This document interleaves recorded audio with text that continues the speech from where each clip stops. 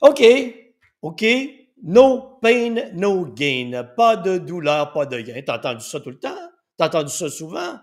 No pain, no gain. Donc, qu'est-ce qu'on t'a ancré dans la tête? Établissons le contexte. C'est la télé. Tu vois un athlète courir. Tu vois un athlète faire de l'exercice, s'entraîner, s'épuiser, souffrir. Et là, on te le montre, réussissant les plus grands exploits à travers le monde. Et en haut, on écrit No pain, no gain. Et là, on te convainc que le 30 secondes de publicité qu'on t'a montré, que ta vie devrait être orientée là-dessus. Que si tu veux réussir, dépasser les plus grands exploits de la planète, tu dois souffrir. Pas une fois, pas 2 fois par jour, pas 3 fois par jour, constamment. 100% du temps dans ta vie, tu dois exiger 110% de toi-même. Et c'est ainsi qu'on te dit que tu vas devenir exceptionnel. Non, mais il y a des gens qui ont cru ça. Hein. Il y a des gens qui croient encore ça. Vraiment des conneries. Posons-nous la question. De qui cette phrase a-t-elle émergé? Je ne le sais pas. J'ai fouillé, j'ai demandé à l'intelligence artificielle. L'intelligence artificielle, c'est un peu mélanger les pinceaux et je sais pas, j'ai rien trouvé. Peut-être que toi trouveras dessus. Mais moi, je peux te dire ceci. Possiblement d'où ça a émergé, d'un entraîneur con qui ne mesure rien. Il y a un entraîneur con, lui, quelque part sur la planète, il y a des décennies possiblement, parce que ça fait des décennies qu'on entend cette phrase, et qui, lui, sa stratégie d'entraînement, c'était « Hey, si on veut réussir, les mecs, si on veut réussir, les gars, on doit se pousser au bout de nos capacités tout le temps. » Et par hasard, une année, quand il a fait ça, il a remporté la victoire. Un pur hasard, comme ça. Et là, c'est resté. On s'est dit, ben oui, c'est comme ça que ça doit être. Partout, tout le temps. Et comme on t'a entré ça dans la tête, on t'a vanté les mérites du no pain, no gain, t'as appliqué ça à toi dans ta vie de quotidienne. Ben oui, tu as une famille, tu travailles, tu as des loisirs, et là, tu as décidé de te mettre à t'entraîner, mais tu ne veux pas seulement être bien dans ta peau. Non, tu veux te surpasser. Hein, tu ne fais pas de l'exercice seulement pour ton bien-être physique et mental. Non, toi, tu es exceptionnel parce que tu as intégré dans ton être intérieur le no pain, no gain et tu veux l'exprimer, le montrer, te démarquer des autres à travers le no pain, no gain. Alors que fais-tu? Jour après jour, tu t'entraînes à l'extrême, tu te pousses, tu es fier de toi. Et un jour, tu ne comprends pas, mais qu'est-ce qui se passe? Je suis fatigué, je suis épuisé. Non, je vais continuer. No pain, no gain. Je dois être motivé, je dois manquer de motivation. Là. Je commence à ralentir le rythme. Non, vas-y, pousse-toi. No pain, no gain. Qu'est-ce que tu fais? Tu ignores tous les signaux que ton corps t'envoie. Mais non, toi, tu es différent. Tu as intégré le no pain, no gain. Tu es un être exceptionnel. Et puisqu'on te l'a vanté depuis des années, on te l'a montré à la télévision.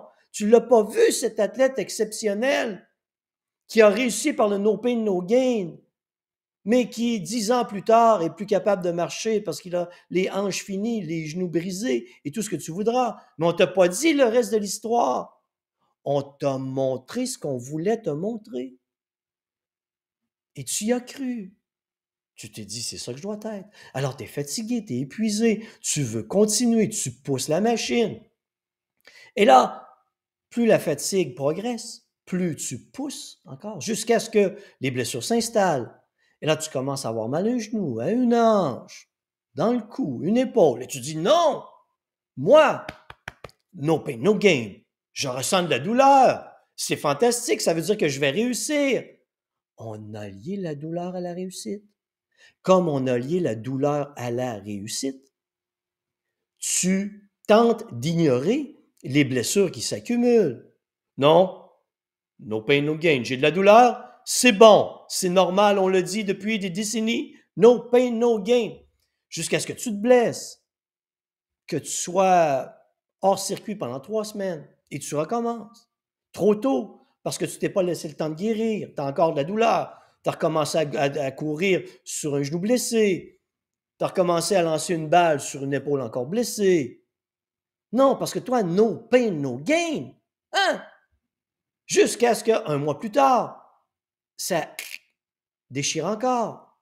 La blessure s'aggrave. Tu es 1 mois et demi. Mais tu es trop con, tu comprends pas. Parce que dans ton cœur, dans ta tête, c'est no pain, no gain. Qu'est-ce que tu fais? Tu essaies d'aller plus vite.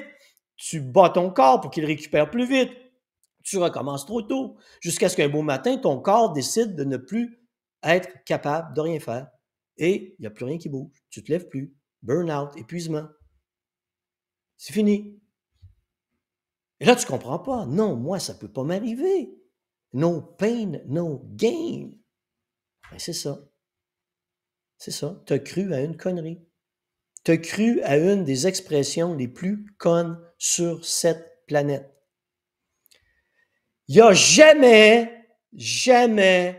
personne, aucun scientifique sur la planète, écoute bien là, écoute bien, il n'y a aucun scientifique sur la planète qui a pu lier douleur et performance.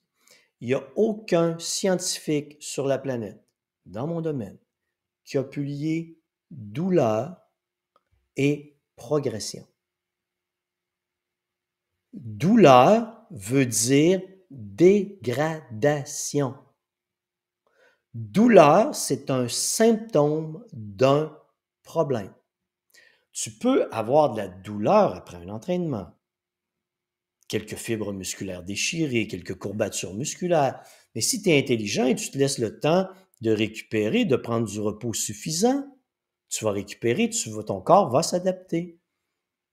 Mais comme tu as été drogué avec le no pain, no gain, tu es devenu de moins en moins intelligent avec la notion de no pain, no gain, tu ne te laisses pas le temps de récupérer. C'est no pain, no gain à tous les jours, constamment, de plus en plus. Alors tu accumules les blessures, les micro-déchirures, l'épuisement s'installe, fatigue mentale, pas seulement le corps, l'esprit aussi. Et là, tu ne comprends pas ce qui se passe. C'est simple. C'est parce que dans la science, il n'y a rien qui lie douleur constante, permanente, quotidienne, répétitive avec adaptation du corps. Pour accroître tes performances physiques, ton corps doit être capable de s'adapter. Il ne s'adapte pas avec les blessures, l'épuisement. Il s'adapte avec une stimulation qu'on appelle l'entraînement ou l'exercice, alterné de périodes de repos suffisantes pour reconstruire ses réserves énergétiques et guérir. Hein? Guérir. Repos, guérison, adaptation. Ça, c'est prouvé scientifiquement. Mais douleur t'emmène pas au top. Il peut arriver qu'en compétition, tu doives subir de la douleur, de l'épuisement, de la fatigue, parce que là, tu veux remporter, tu pousses au bout de tes capacités. Oui, en compétition. Pas tout le temps. Pourquoi vas-tu voir aux Olympiques des athlètes, de plus en plus d'athlètes de 40 ans et plus? Ils sont devenus intelligents. À l'entraînement, ils ne s'épuisent pas constamment. L'entraînement est pour se préparer à une performance qui va nécessiter le maximum de leur capacité. Ils s'entraînent en fonction de ce moment. Ils ne s'entraînent pas au maximum de leur capacité 100% du temps. Ils sont devenus intelligents. Mais toi qui s'entraîne et qui a cette philosophie du no pain, no gain, il n'y a pas de science derrière ça.